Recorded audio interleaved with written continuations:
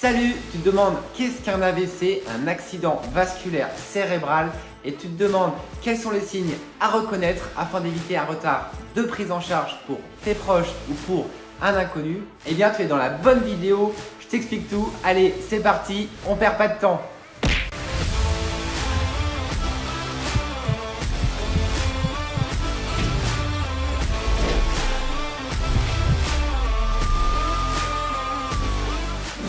Bonjour à tous, j'espère que vous allez bien. Je m'appelle FX Moronval et je suis médecin urgentiste à l'hôpital et au SAMU depuis plus de 10 ans. Sur cette chaîne, on parle des coulisses, des urgences et de tout ce que vous avez toujours voulu savoir sur la médecine d'urgence. Donc si ça vous intéresse et si ce n'est pas déjà fait, je vous invite à vous abonner à mes différents réseaux sociaux. Je vous invite également à vous abonner à la chaîne, ça me fera plaisir et ça l'aidera à se développer.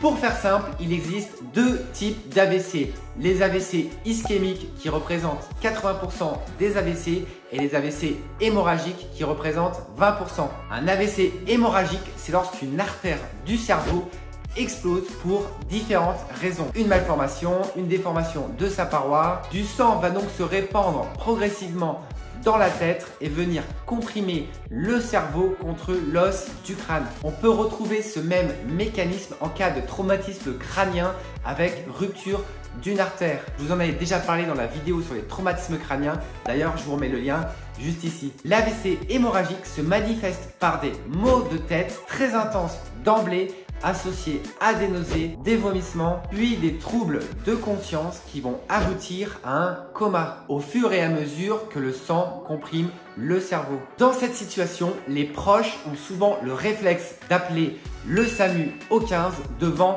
l'importance et la gravité des symptômes que présente la personne. En effet, les troubles de conscience se majorent vraiment de minute en minute. Dans certains cas, les gens sont même déjà dans le coma lorsque le SMUR arrive à domicile. Le SMUR, c'est lorsque le SAMU se déplace directement à la maison. L'intervention d'un neurochirurgien est une des possibilités de traitement, mais malheureusement, parfois, les lésions sont si majeures qu'il est impossible de réaliser une intervention. Ce qui aboutit par la suite à une mort cérébrale et éventuellement à un don d'organes. D'ailleurs, dites-moi en commentaire si ça vous intéresse, je pourrais vous faire des vidéos à ce sujet. Heureusement, les AVC hémorragiques ne représentent que 20% des AVC comme je vous l'ai expliqué. Ce sont les AVC ischémiques qui sont clairement les plus fréquents à 80%. L'ischémie, c'est lorsqu'un caillot va venir obstruer une artère du cerveau qui va donc empêcher le flux de sang d'oxygéner le cerveau. Et cette zone qui n'est pas oxygénée va progressivement nécroser, c'est-à-dire qu'elle va se détruire. Ce caillot peut provenir de différentes raisons, comme par exemple une arythmie cardiaque, c'est lorsque le cœur ne se contracte pas régulièrement. Des caillots peuvent se former dans le cœur et remonter jusqu'au cerveau. Ça peut aussi être lorsqu'on a des plaques d'athérome au niveau des carotides et une partie de ces plaques va se décrocher et de la même façon monter au cerveau. Elle va venir se loger dans une artère de calibre plus petit. Voilà, je vais maintenant vous donner les signes à reconnaître d'un AVC ischémique. Et oui, car dans l'AVC hémorragique, comme je vous l'expliquais juste avant, les signes sont tellement majeurs que régulièrement les gens nous appellent d'emblée. Et oui, c'est important de reconnaître ces signes les plus vite possible, car plus vite le traitement sera réalisé, plus vite le caillot sera dissous et donc plus vite la zone du cerveau qui est en train d'être détruite sera réoxygénée afin d'éviter le maximum de lésions. Voici les trois principaux signes. Premièrement, lorsque la personne présente des troubles de langage, c'est-à-dire qu'elle présente une aphasie, qu'elle n'arrive plus à s'exprimer, ou une dysarthrie, c'est-à-dire que les mots ne veulent plus sortir, ou elle raconte du charabia totalement incompréhensible. Parfois même, la personne veut parler, mais les mots ne veulent plus sortir. Deuxième signe, une paralysie faciale centrale. C'est lorsque la bouche tombe sur le côté. Pour le remarquer, il suffit de demander à la personne soit de gonfler les deux joues, soit de sourire en montrant toutes les dents. Troisième signe, une hémiplégie, c'est lorsqu'un bras et ou une jambe présente un déficit total et ne peut plus bouger. Ou une hémiparésie, c'est lorsque le bras et où la jambe présente une perte de force par rapport à l'autre côté. Ce déficit se présente toujours d'un côté du corps et il est opposé au côté du déficit où se situe le caillot. Par exemple, mon caillot se situe au niveau d'une artère À droite, je présenterai un déficit de mon bras à gauche et une chute de la bouche à gauche. Attention, c'est très important dans un AVC, on n'est pas obligé d'avoir ces 3 signes. Un seul de ces signes suffit à faire évoquer une suspicion d'AVC. Par contre, j'en profite aussi pour préciser une légende urbaine. Dans la plupart des AVC, il n'y a pas de maux de tête.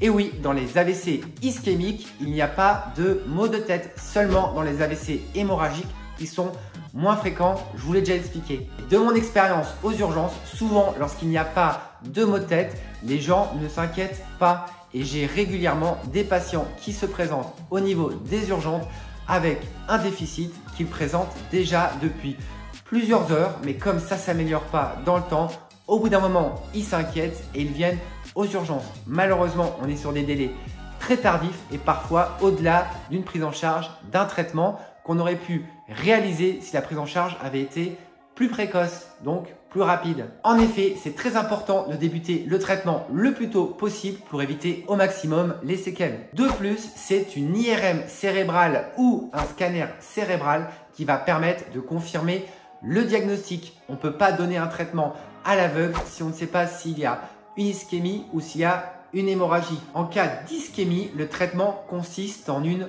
thrombolyse. Un caillot s'appelle un thrombus, lyse, détruire. Donc, on thrombolyse, on détruit le caillot. On va injecter un produit dans les veines qui va aller directement dissoudre ce caillot et permettre au sang de circuler. Lorsque le caillot est très gros et qu'il est coincé donc au niveau d'une grosse artère, il est possible de réaliser une thrombectomie. C'est une manœuvre qui permet d'aller rechercher directement un thrombus avec une pince. C'est un geste très technique qui n'est pas réalisé dans tous les hôpitaux car il faut des compétences spécifiques et le matériel adapté. Au final, c'est la course contre le temps. Il faut faire le diagnostic le plus tôt possible pour débuter le traitement le plus tôt possible. Idéalement avant 4h30. Au-delà, on ne réalisera plus le traitement. Pourquoi vous allez me dire? Car pour vous expliquer simplement, le caillot étant fixé depuis plusieurs heures dans cette artère, le risque est de détruire cette artère avec le caillot au moment du passage du médicament. L'artère détruite, cela provoquera donc une hémorragie cérébrale. Et les conséquences seront plus graves parce qu'il y aura alors un risque vital. Et dans tous les cas, je vous invite fortement à appeler directement le SAMU au 15. Car si vous allez consulter votre médecin traitant, imaginons l'après-midi, il y aura une réelle perte de temps et le risque est d'être au-delà de la prise en charge possible. Et ne vous présentez pas directement à l'hôpital car certains hôpitaux ne sont pas équipés de scanners d'IRM. Dans certains hôpitaux, ils fonctionnent la journée et pas la nuit. Donc dans cette situation, c'est important d'appeler le médecin du SAMU, va alors discuter avec le neurologue de la situation et en cas d'AVC accessible au traitement, le patient rentrera dans une filière spécifique AVC et sera amené vers l'hôpital le plus proche qui dispose du plateau technique adapté pour réaliser le diagnostic, donc la scanner, l'IRM et la thrombolyse. Et lorsque le patient arrive aux urgences, c'est directement le neurologue qui vient voir tout de suite le patient aux urgences pour avoir le minimum de perte de temps et d'aller directement à l'IRM pour confirmer le diagnostic. Je vous ai déjà parlé de la priorisation des urgences dans une vidéo, je vous remets le lien juste ici. Voilà, j'espère que cette vidéo vous aura plu. N'hésitez pas vraiment à partager un maximum cette vidéo autour de vous car trop souvent je vois arriver des gens encore aux urgences avec un retard de diagnostic car pour eux, ils ne présentaient pas de maux de tête. J'espère avoir été assez clair. Surtout, n'hésitez pas en commentaire si vous avez d'autres questions. Pensez à liker la vidéo et moi je vous dis à la prochaine. Allez, prenez soin de vous. Salut!